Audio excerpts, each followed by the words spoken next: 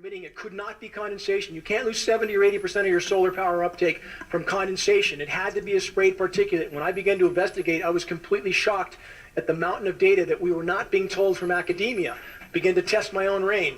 Found massive amounts of the same heavy metals, toxic heavy metals, named in climate engineering patents were in my rainfall.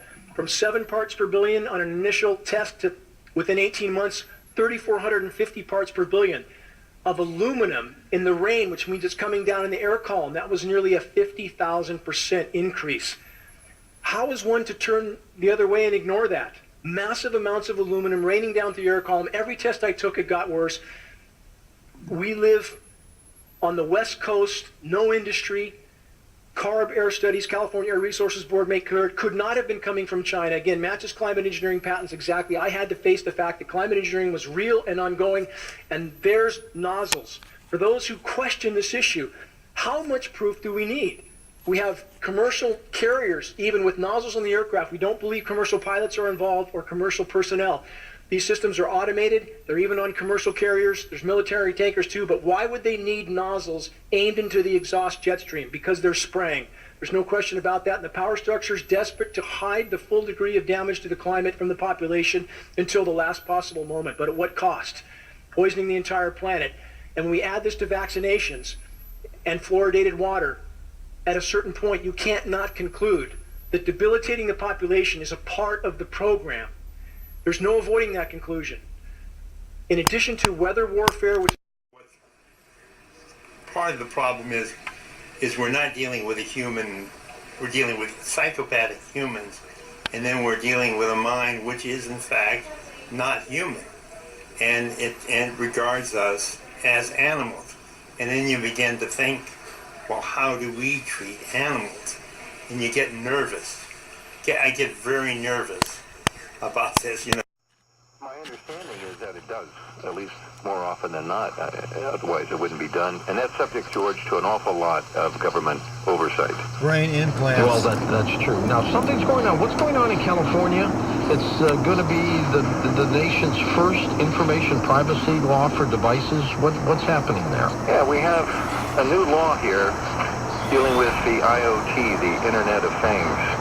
And brain implants, memory implants are just part of that. Right now we have peer-to-peer systems. We're developing D-to-D systems, device-to-device systems. Everything will be talking to everything else. Your oven, your stove, your thermostat.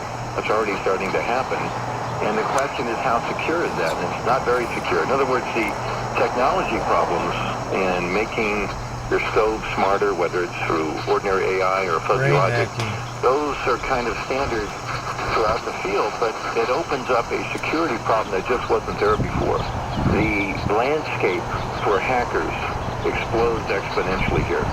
Brain hijackers. So California took the lead. Governor Jerry Brown at the end of September signed a law that will likely be challenged, no doubt, but goes into effect a little over a year from now, January 1st, 2020. It's the first of its kind of any state. There's been some efforts in Congress to do that, and it requires of manufacturers of devices that can communicate with the internet, which is just about everything, in California, to take, quote, reasonable security efforts to make sure there are dedicated passwords, for example, not just a generic password, and maybe some other.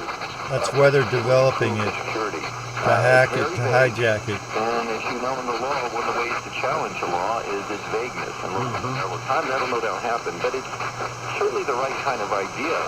And I think also, George, in this maximally partisan time politically, this is something our newly elected Congress might want to consider. All That we controlled really by the need Glen guidance here, not Towers and necessarily cell laws, because we'll towers. likely get those, but guidance from the Department of Commerce and been bills to Satellites. convene a panel, put out some Carb. recommendations and standards so that device manufacturers Next-Red. can have some protocols to use to improve security, because they really don't have much now. And for example, the government will likely require a certain level of protocol of security for anything that it purchases. And I think that'll be a No regulation.